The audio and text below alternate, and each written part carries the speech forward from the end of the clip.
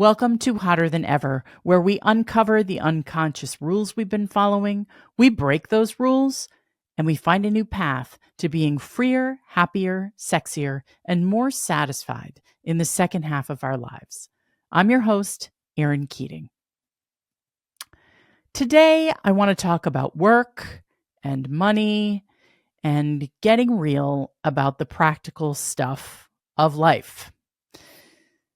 I have been doing and funding this podcast since I conceived of it in the fall of 2022 and launched it in April of 2023. So we're coming up very soon on 100 episodes, and that feels like such an epic milestone. So I'm thinking a lot about the value of this podcast and the value of the endeavor of Hotter Than Ever overall and the various incarnations it has taken, the role that it plays in my life and hopefully in your lives, and how I want the idea of Hotter Than Ever to grow, and then realistically, what I have to do to get it there.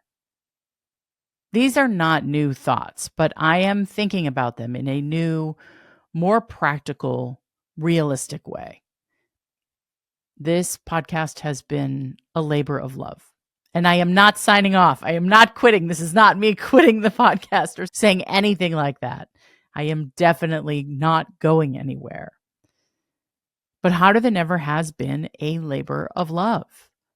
It's been an act of love for myself, a place to rediscover and share my voice with other women and some men who listen and who are struggling with the same things I'm struggling with in midlife, and who are wanting more and more pleasure and more joy and more fun and more self-determination and agency.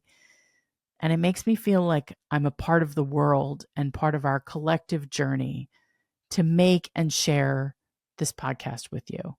And I am beyond proud of the conversations I've had with these extraordinary women, and to add my voice to this conversation that helps us work through this incredibly weird and shaky time in our own personal histories and also in the culture. It is a weird time to be alive as women over 40 in the United States of America in the year 2024.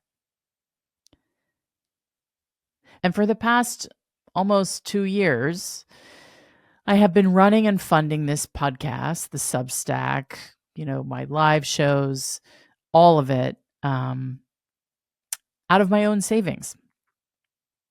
And I don't know what I thought was going to happen when I launched the podcast, like some kind of magical success that was just going to have me sail smoothly from my super financially abundant corporate life.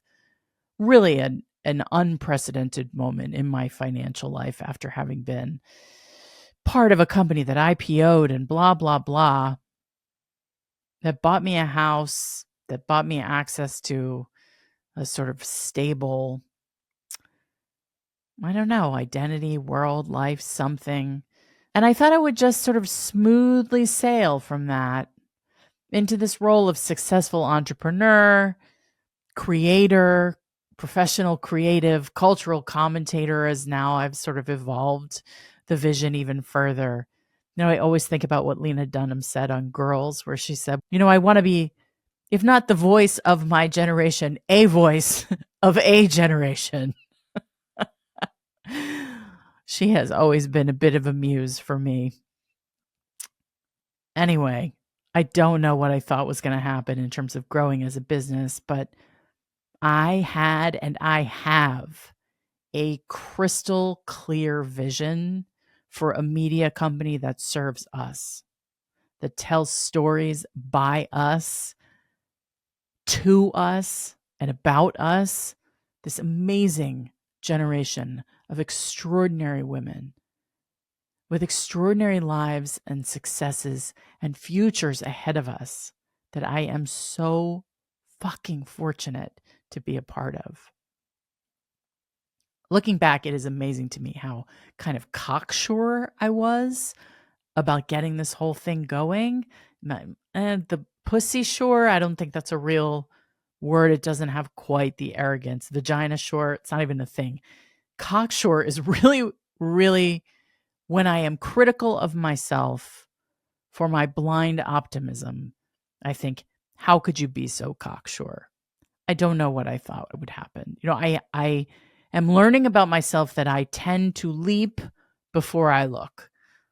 Once I get a clear vision for something, I tend to run after things. And there's so many people out there who analyze every possible permutation and variation before they pursue something new. But I think things just incubate under the surface for me for a long time.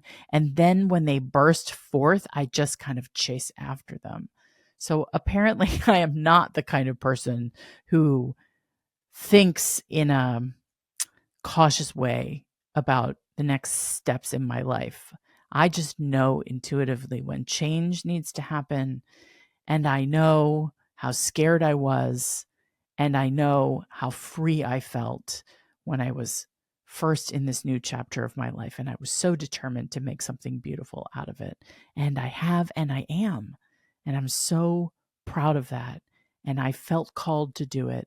And I still feel called to do it. What a miraculous thing to feel called to something. I feel so grateful for that. I'm even more grateful that I have started this conversation as more and more people around me claim their own freedom in 1,000 different ways. And whether that's this conversation about changing how we do relationships, how we do relationship status, how we do love, how we do sex, how we figure out and commit to the lives we want and get what we deserve by taking the time and deep consideration to figure out what we actually want our lives to look like, how we actually want the next 30 years of our lives to feel. It's all muddy and murky and confusing and hard, but so many of us have spent 20 years investing in a particular way of doing life and particular set of values and aspirations and careers. And in reality, we have been in this moment where everything all around us, underneath us, has been changed irrevocably by technology. And it's changed every aspect of how we live and how we work and how we date. And so many things have changed, and we have been changing too. The economy has changed. The nature of work has changed. And we are changing and adapting. We are wildly adaptive. This generation of women over 40, we are wildly adaptive, and we are changing in response to it. So my first change was to say, I don't want to be inside of a corporate structure anymore. I don't want to be harnessing my talents to somebody else's bottom line. Because the structures and the things that we once depended on, every corner of the culture that felt secure and consistent, where if you had a job, you could keep it for a long time and you could have benefits and you could save for retirement. It's not just my industry of entertainment and tech. I know that's not the only place that's changing. Everything is changing. And I preach the gospel of change, right? I believe in getting cool with change and rolling with change. But I also have to face the reality that my finances are changing. And in reality, I am not made of money, and I've been living on savings and funding this business with savings and some family help. And I still have all the expensive trappings of the life that I procured when I was a corporate girly and I was getting direct deposit paychecks and stocks and all the spoils of participating in this corporate structures. And it was wildly powerful for me to have that kind of success. But I set up my life for the continuation of that success and for a path that I am no longer on. And so I'm facing the reality that I need to pursue other lines of income alongside making hotter than ever, even though all I really want to do is make this show and write a book and produce live events and make movies and TV shows and podcasts and books and stuff for us that celebrates us and that interrogates this moment in our lives and what is possible for us. All I really want to do every morning when I wake up is that work. But I got to make some more money. And I tell myself all kinds of stories in my head about what that means. I mean, first of all, there's ego involved, right? I want to look good. I want you to be impressed with me.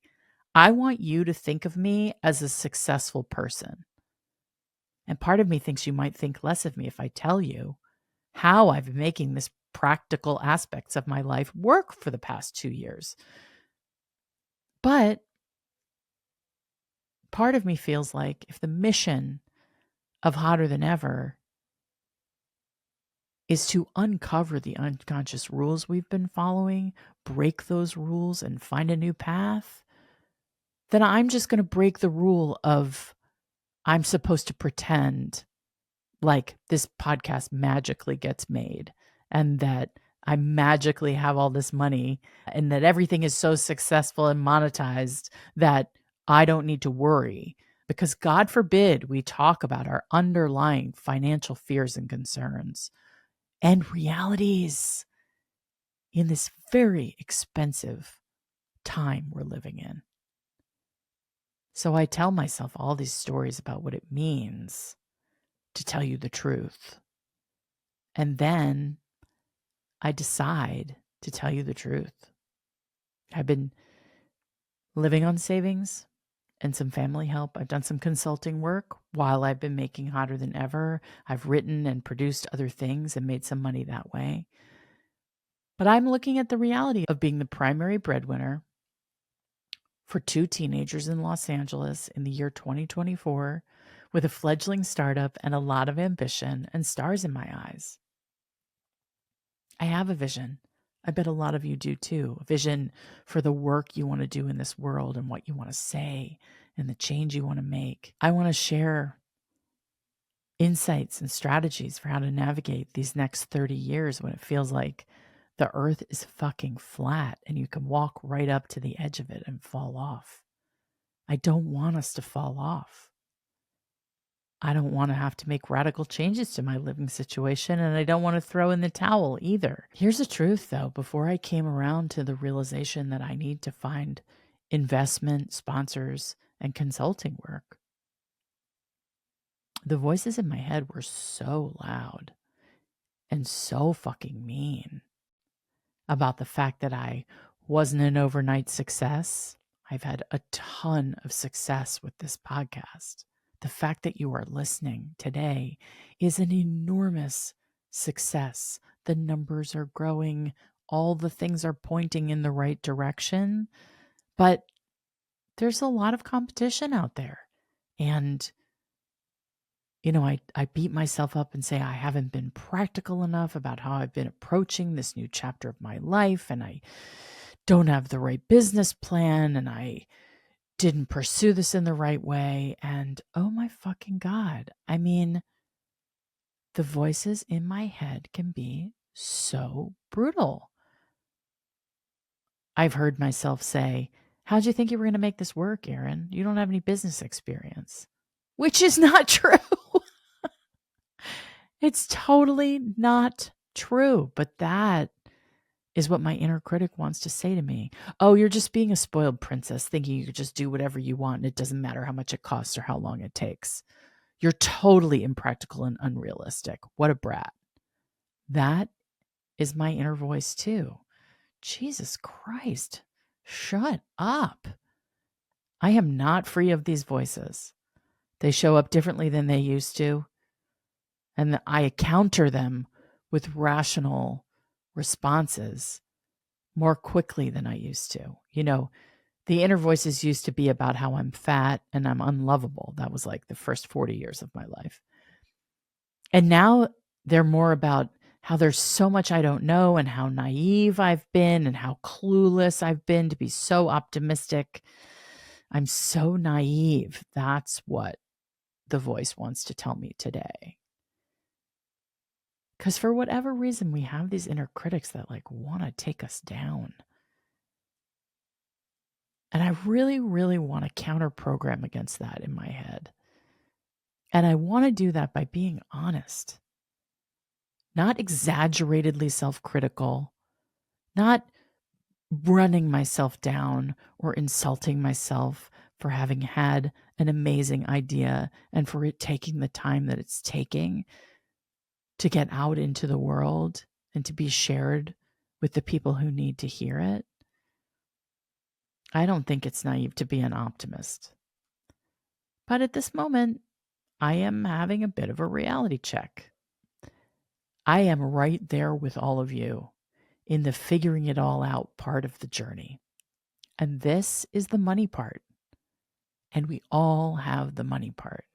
We all would do X, Y, and Z if the money was endless and flowing, if we didn't have financial obligations, if we didn't have responsibilities, if we didn't have mortgages or marriages or children, or social standing, professional standing. There is so much that we have layered into our lives as we've aged and matured and become the sophisticated, incredible creatures that we are today. And so, where do I start this next chapter of the figuring it all out part of the journey? Where I start is, what can I do for work that will pay me money? That will pay me enough money that is commensurate with both my needs and my expertise. What do I know how to do? Who do I know who I'm going to go talk to about consulting work? I know so many people and I know so many things. I know how to do so many things. And you know how to do so many things at this point in your life. So let's take stock at what we're good at, the practical things and the intangible things. I'll use myself as an example because I'm the one who's talking. And because that's kind of what I do on this podcast. I use myself as an example to spark conversation and to engage people on an intimate level about what's really going on with them. And I am really trying hard not to bullshit you or bullshit myself. So here's what I'm good at. I'm an expert at making high quality media products in everything from film and TV, scripted and unscripted, mobile, vertical video content, podcasting, and even augmented reality. I can run any creative project. I can lead a team to delivering something great. I can write well. I can speak well and communicate and make people excited and solve complex creative problems. And yes, business problems as well. That's what I do here. That's what I learned to do in my career at a very high level. That's what I've always done. I hold the bar high. I interrogate and shape a project or an idea until we have a clear vision. I put together the right creative team and deliver something at the end that is aligned with that vision and that everyone involved can be proud of. It feels really good and really fucking embarrassing to say all of these nice, true things about myself. Try this if you're in a similar place. Pitch your skills. Try it with a friend.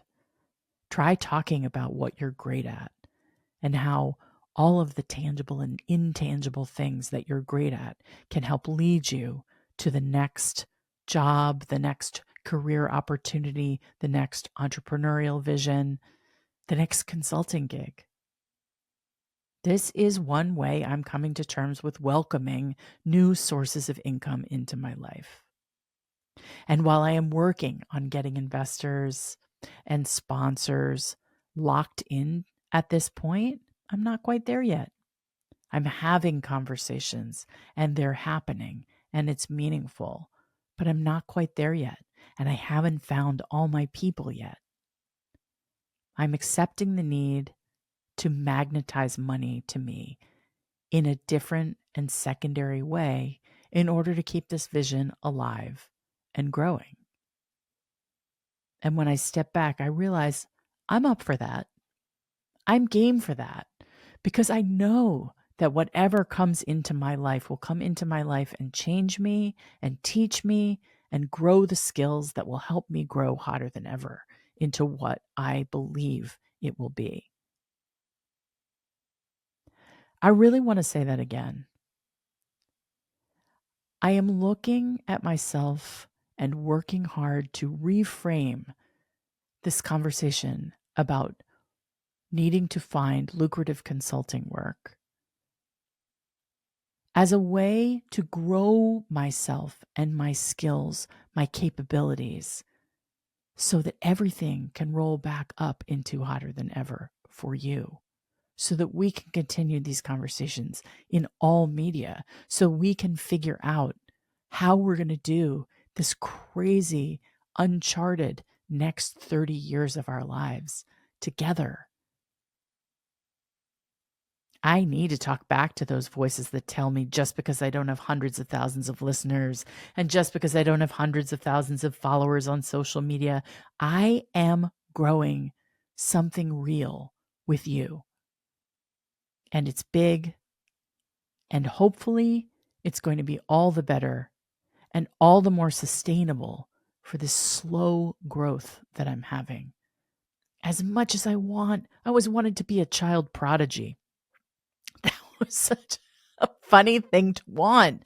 But I wanted to be someone who was so successful so early at some specific thing that I could just immediately impress everyone. I'm not going to be a child prodigy. Today I'm 53. I'm pretty much come to terms with that. And I'm not going to be a straight out of the gate to the moon, Alice, success in terms of the statistical markers of success within the first year or two of a podcast or a Substack or a content brand or a new media business. And that's okay. Because I know the change can happen in the blink of an eye. Change can happen so fast. It can also happen very slow. But one thing I know is slow is growth.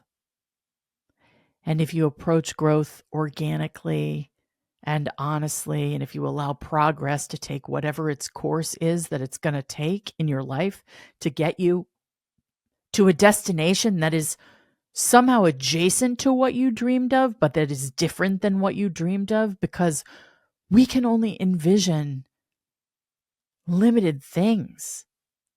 What is out there in the universe for us is so much more complex and sophisticated and nuanced and various than anything we can think of on our own. So what my hope is that where I go as a result of the journey that I'm on, both personally, emotionally, romantically, professionally, financially, that when I come through to the next chapter, it'll be even better and more aligned with who I need to be in the world.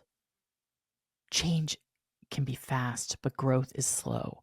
And I keep seeing those fucking memes on Instagram that are like, the fruit is the last thing to grow on the branch of a tree. Like, you have to plant the tree, and then the tree has to grow roots, and then the trunk has to grow, and then the branches have to grow, and then you get the fruit. And it's like, oh my fucking God. I want it now. I want everything now. I just snort. I sound like Veruca Salt. I want an Oompa Loompa now, Daddy. But I don't have a fucking Oompa Loompa. And it's better to be like Charlie in the Chocolate Factory, which is obviously the lesson of the fucking movie. Be earnest. Be yourself. Be sincere. Don't be entitled. Don't be a dick.